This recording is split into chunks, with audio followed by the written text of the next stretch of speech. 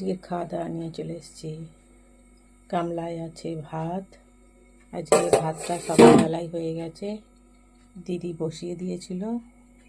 আর এদিকে রয়েছে পটল ভাজা, বেগুন ভাজা, উচ্ছে, আলু, বেগুন, পেঁয়াজ ভাজা, অল্প একটু মসুর ডাল, কাতলা মাছ আলু দিয়ে তরকারি, ডিমের ঝাল, আর এদিকে রয়েছে আম কাটা, আর রয়েছে দই।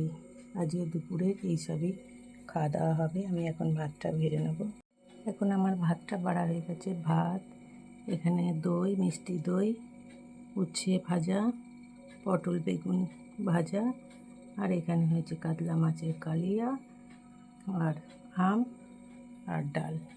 বন্ধুরা, কেমন হয়েছে আজকের মেনুগুলো কমেন্টে জানাবেন। ভালো লাগলে একটা লাইক দিয়ে দেবেন।